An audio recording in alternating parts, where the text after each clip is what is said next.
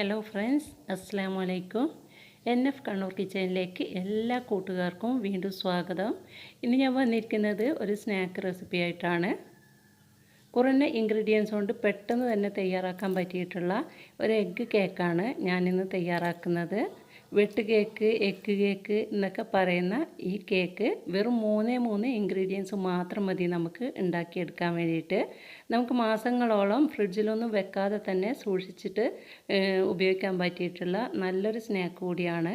അപ്പോൾ എല്ലാവരും ഒന്ന് ട്രൈ ചെയ്ത് നോക്കുക. വീഡിയോ ഇഷ്ടപ്പെടുകയാണെങ്കിൽ ലൈക്ക് ചെയ്യുക, കൂട്ടുകാർക്കും ഫാമിലിക്കും ഒന്ന് ഷെയർ ചെയ്ത് കൊടുക്കുക. പെട്ടെന്ന് തന്നെ നമുക്കിതെങ്ങനെയാണ് ഉണ്ടാക്കുന്നതെന്ന് നോക്കാം. ഈ കേക്ക് തയ്യാറാക്കിയെടുക്കാൻ വേണ്ടിയിട്ട് ഞാനിവിടെ 5 എഗ്ഗാണ് എടുത്തിരിക്കുന്നത്. ഞാനിപ്പോൾ കുറച്ച് കൂടുതലായിട്ട് തന്നെ കേക്ക് തയ്യാറാക്കി വെക്കുന്നുണ്ട്. കാരണം കേടായി പോകുകയൊന്നും ചെയ്യില്ലല്ലോ, അതുകൊണ്ട് തന്നെ കുറച്ച് കൂടുതലായിട്ട് ഉണ്ടാക്കുന്നുണ്ട്. ഇത് പൊട്ടിച്ചിട്ട് നമുക്കൊരു ബൗളിലോട്ട് ഒഴിച്ചു കൊടുക്കണം. ഇത് നമുക്ക് മാറ്റി വെക്കാം. ഇനി മിക്സിയുടെ കുഞ്ഞു ജാറിലോട്ട് 1 കപ്പ് പഞ്ചസാര ഇട്ടിട്ട് ചെറുതായിട്ടൊന്ന് പൊടിച്ചെടുക്കണം. പൊടിക്കാതെയും നമുക്ക് മിക്സിയിലോട്ട് ഇട്ടിട്ട് എഗ്ഗും ചേർത്തിട്ട് അടിച്ചെടുക്കാം. പക്ഷേ നന്നായിട്ട് അലിഞ്ഞ് കിട്ടാൻ വേണ്ടിയിട്ടാണ് ഇതുപോലെ പൊടിച്ചെടുക്കുന്നത്. ഇല്ലെങ്കിൽ കേക്ക് സോഫ്റ്റായി കിട്ടില്ല. അതിനുശേഷം നമുക്ക് മിക്സിയുടെ മറ്റൊരു ജാറിലോട്ട് ഈ പൊട്ടിച്ചെടുത്ത എഗ്ഗ് ഒഴിച്ചു കൊടുത്തതിന് ശേഷം ഇതിലോട്ട് നമ്മൾ പൊടിച്ചെടുത്ത പഞ്ചസാര കൂടി ചേർത്ത് കൊടുക്കണം. പഞ്ചസാര പൊടിച്ചെടുക്കുമ്പോൾ ഞാൻ ഇതിലോട്ട് ഒരു 2 ഏലക്കയുടെ സീഡ് കൂടി ചേർത്തിട്ടുണ്ടായിരുന്നു. ഞാൻ വിട്ടുപോയതാണ്. അപ്പോൾ നിങ്ങളുടെ കയ്യിൽ ഏലക്കാപ്പൊടി ഉണ്ടെങ്കിൽ ഒരു 1/4 ടീസ്പൂൺ ഏലക്കാപ്പൊടി ചേർത്ത് കൊടുക്കുക. ഇല്ലെങ്കിൽ 2-3 ഏലക്കയുടെ സീഡ് പഞ്ചസാരയുടെ കൂടെ തന്നെ പൊടിച്ചെടുത്താൽ മതി. ഇനി ഇതിലോട്ടൊരു 1/4 ടീസ്പൂൺ വരെ ഉപ്പും ചേർത്ത് കൊടുത്തതിന് ശേഷം നമുക്ക് അടച്ചു വെച്ചിട്ട് നല്ല സ്മൂത്തായിട്ട് ഇതൊന്ന് അടിച്ചെടുക്കണം. ഈ ഷുഗറും എഗ്ഗൊക്കെ നന്നായിട്ടൊന്ന് മിക്സായി വരുന്നത് വരെ അടിച്ചെടുക്കണം. ശേഷം നമുക്കിതൊരു ബൗളിലോട്ട് മാറ്റണം. ഇനി ഇതിലോട്ട് ഒരു പിഞ്ച് ബേക്കിംഗ് സോഡ ഇട്ട് കൊടുക്കുന്നുണ്ട്. ഓപ്ഷനിലാണ്, നിങ്ങൾക്ക് വേണമെന്നുണ്ടെങ്കിൽ മാത്രം ഇട്ട് കൊടുക്കുക. ഇനി നിങ്ങൾക്ക് ഈ കേക്കിന് കളറ് വേണമെന്നുണ്ടെങ്കിൽ ഒരു പിഞ്ച് യെല്ലോ ഫുഡ് കളർ കൂടി ഇതിലോട്ട് ആഡ് ചെയ്യാം. ഞാൻ കളർ യൂസ് ചെയ്യാറില്ല, അതുകൊണ്ട് തന്നെ ഞാൻ ഒന്നും ചേർക്കുന്നില്ല. അതിനുശേഷം നമുക്ക് ആവശ്യമായിട്ടുള്ള മൈദ ഇട്ടിട്ട് ഇതൊന്ന് കുഴച്ചെടുക്കണം. മൈദയുടെ കണക്ക് ഞാൻ കുഴച്ചെടുത്തതിന് ശേഷം പറഞ്ഞു തരാം. ആദ്യം തന്നെ നമുക്കൊരു 1.5 കപ്പ് മൈദ ഇതിലോട്ട് ഇട്ട് കൊടുക്കാം. ശേഷം കുഴച്ചിട്ട് ആവശ്യാനുസരണം കുറേശ്ശെയായിട്ട് ചേർത്ത് കൊടുക്കാം. ഇപ്പം ഞാനിവിടെ 1.5 കപ്പ് മൈദ ചേർത്ത് കൊടുക്കുന്നുണ്ട്. ഇനി കൈവച്ചിട്ട് നന്നായിട്ട് ഇതൊന്ന് കുഴച്ചെടുക്കണം. നമ്മൾ ചപ്പാത്തിയൊക്കെ കുഴക്കുമല്ലോ, അതുപോലെ അത്രയും തിക്നെസ്സിലല്ല, കുറച്ച് ലൂസായിട്ട് കയ്യിലൊക്കെ ഒന്ന് സ്റ്റിക്കി ആയിട്ടുള്ള പരുവത്തിൽ വേണം കുഴച്ചെടുക്കാൻ വേണ്ടിയിട്ട്. കണ്ടല്ലോ, ഇതുപോലെ ഒട്ടിപ്പിടിക്കുന്ന രീതിയിൽ കുഴച്ചെടുത്തതിന് ശേഷം ഒരു 2-3 ടേബിൾ സ്പൂൺ ഓയിൽ കൂടി ചേർത്തിട്ട് ഒന്നുകൂടി നന്നായിട്ടൊന്ന് കുഴച്ചെടുക്കാം. ഇപ്പം ഞാനിവിടെ ഒരു 3 കപ്പ് മൈദ ചേർത്തിട്ടുണ്ട്. 240 ml കപ്പിന് 3 കപ്പ് മൈദയാണ് ഞാൻ എടുത്തിരിക്കുന്നത്. ഇതുപോലെ കുഴച്ചെടുത്തതിന് ശേഷം നമുക്കൊരു 3 മണിക്കൂറെങ്കിലും റെസ്റ്റ് ചെയ്യാൻ വേണ്ടിയിട്ട് മാറ്റി വെക്കണം. ഇത് അടച്ച് വെക്കുമ്പോൾ ഇതിൻ്റെ മുകളിലായിട്ട് അല്പം ഓയിൽ സ്പ്രെഡ് ചെയ്ത് കൊടുക്കുക. അതിനുശേഷം നമുക്കിത് 3 മണിക്കൂർ അടച്ച് വെക്കാം.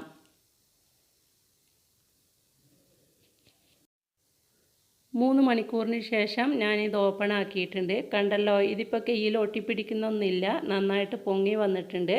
ഇനി നമുക്കിതൊരു 5 മിനിറ്റ് നേരമെങ്കിലും കൗണ്ടർ ടോപ്പിൽ വെച്ചിട്ട് നല്ല സ്മൂത്തായിട്ടൊന്ന് കുഴച്ചെടുക്കണം. എങ്കിൽ മാത്രമേ കേക്ക് നന്നായിട്ട് സോഫ്റ്റായിട്ട് വരുള്ളൂ. ഇതുപോലെ നന്നായിട്ടൊന്ന് കുഴച്ചെടുത്തതിന് ശേഷം നമുക്കിത് 3 ഭാഗമാക്കി തിരിക്കണം. 3 ബോൾസാക്കി മാറ്റാം.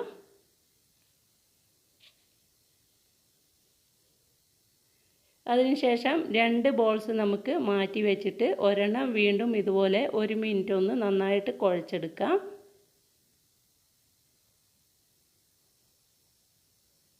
ഇനി നമുക്ക് ഇത് കൈവച്ചിട്ടോ അല്ലെങ്കിൽ ഒരു ചപ്പാത്തിക്കോൽ വെച്ചിട്ടോ ചെറുതായിട്ടൊന്ന് പരത്തിയെടുക്കണം.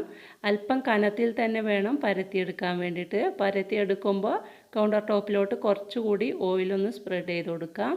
മൈദ ഇട്ട് കൊടുക്കരുത്. ഇതുപോലെ ഓയിൽ സ്പ്രെഡ് ചെയ്തിട്ട് ഒന്നുകിൽ കൈ വെച്ചിട്ട് ഇതുപോലെ ഒന്ന് പരത്തിയെടുക്കണം. ഇല്ലെങ്കിൽ ഒരു ചപ്പാത്തിക്കോൽ വെച്ചിട്ട് ജസ്റ്റ് ഒന്ന് പരത്തിയെടുത്താൽ മതി. ഏകദേശം ഒരു 1/2 ഇഞ്ച് കനത്തിൽ തന്നെ പരത്തിയെടുക്കണം. കണ്ടല്ലോ, ഇത്രയും മതിയാവും. ഇനി നമുക്കിതൊന്ന് കട്ട് ചെയ്തെടുക്കണം. കണ്ടല്ലോ, ഇത്രയും കനത്തിൽ പരത്തിയെടുക്കുക. ഇനി ഇതിൻ്റെ സൈഡ് വശം ആദ്യം ഒന്ന് കട്ട് ചെയ്തിട്ട് മാറ്റാം. അതിനുശേഷം ബാക്കിയുള്ളത് ഇതുപോലെ ഒന്ന് കട്ട് ചെയ്തെടുക്കാം.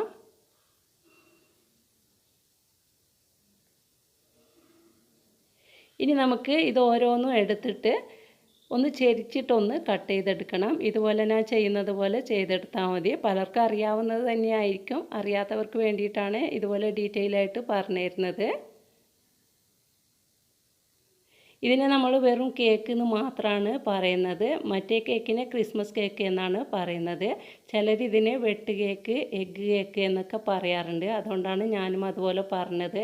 കാരണം നിങ്ങൾക്ക് മനസ്സിലായിക്കോട്ടെ എന്ന് വിചാരിച്ചിട്ട്.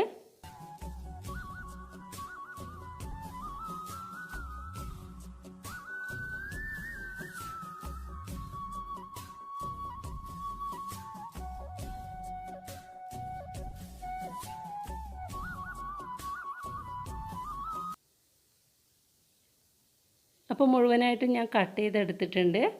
നമുക്കിതൊരു പ്ലേറ്റിലോട്ട് മാറ്റാം. അതിനുശേഷം ബാക്കിയുള്ള 2 ബോൾസും ഇതുപോലെ തന്നെ നമുക്ക് കട്ട് ചെയ്തെടുത്തതിന് ശേഷം നമുക്ക് എല്ലാം ഒരുമിച്ചിട്ട് ഫ്രൈ ചെയ്തെടുക്കാം. പരസ്പരം ഒട്ടി നിൽക്കാത്ത രീതിയിൽ നമ്മൾ വെച്ച് കൊടുക്കണം.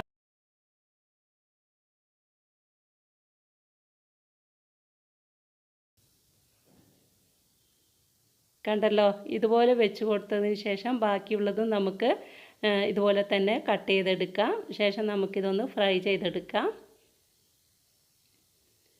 ഫ്രൈ ചെയ്യാൻ വേണ്ടിയിട്ട് ഞാനിവിടെ ഒരു ചീനച്ചട്ടി അടുപ്പിൽ വെച്ചിട്ടുണ്ട്. ഇതിലോട്ട് ആവശ്യമായിട്ടുള്ള ഓയിൽ ഒഴിച്ചു കൊടുക്കാം.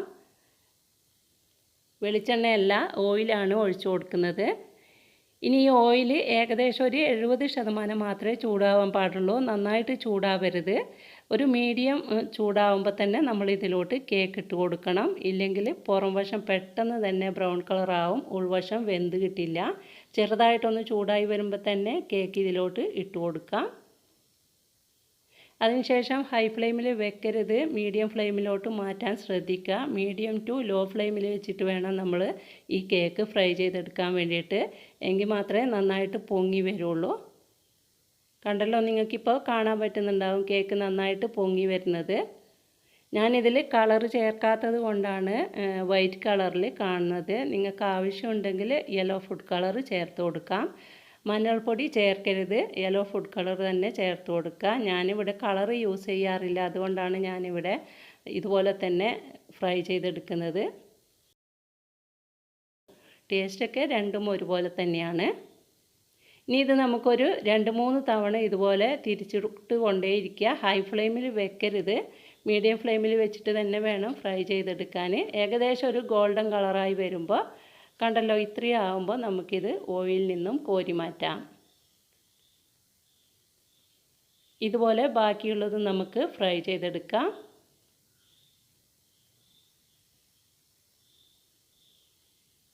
അങ്ങനെ നമ്മുടെ മുഴുവൻ കേക്കും ഞാനിവിടെ ഫ്രൈ ചെയ്തെടുത്തിട്ടുണ്ട്. കണ്ടല്ലോ, നമ്മൾ കോരി മാറ്റുമ്പോൾ ഉള്ള കളറല്ല കോരിയതിന് ശേഷം ഉണ്ടാവുക. കുറച്ചുകൂടി കളറൊന്ന് ചേഞ്ചായി വന്നിട്ടുണ്ട്. അപ്പോൾ എല്ലാവരും ഒന്ന് ട്രൈ ചെയ്ത് നോക്കണം. ട്രൈ ചെയ്ത് നോക്കുമ്പോൾ ഫീഡ്ബാക്ക് അറിയിക്കാൻ മറക്കരുത്. ഇത് നമുക്കൊന്ന് കട്ട് ചെയ്ത് നോക്കാം. കണ്ടല്ലോ, നല്ല സോഫ്റ്റാണ്.